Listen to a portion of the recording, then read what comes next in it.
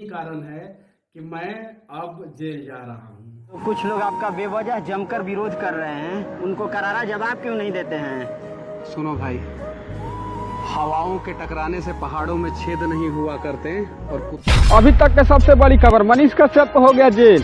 अब कौन कराएगा मनीष कश्यप को बेल?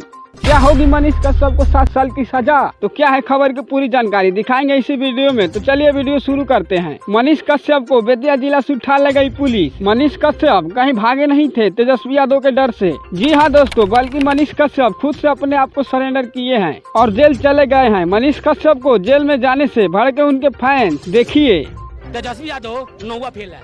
हाँ, सुन लीजिए 2024 आ रहा है और 24 घंटे के अंदर मनीष कश्यप को रिहा नहीं किया ना, हम चैलेंज करते हैं, खुला चैलेंज देते हैं पूरा जनता मिलके, और 24 घंटे के अंदर ना मनीष कश्यप को रिहा नहीं किया ना 2024 आ रहा है। तो देखा ना आप लोगों ने कैसे गाली दे रहे हैं मनीष कश्यप के फैंस तेजस्वी यादव को, और तेजस्वी यादव को चैलेंज भी कर रहे हैं कि 24 घंटे के अंदर मनीष कश्यप छूट जाना चाहिए। अगर हमारा वीडियो थोड़ा सा भी अच्छा लगा हो तो इस वीडियो को एक लाइक कर देना और चैनल को सब्सक्राइब। तब तक के लिए बाय बाय, आपसे मिलते हैं नेक्स्ट वीडियो में। जय हिंद, जय भारत।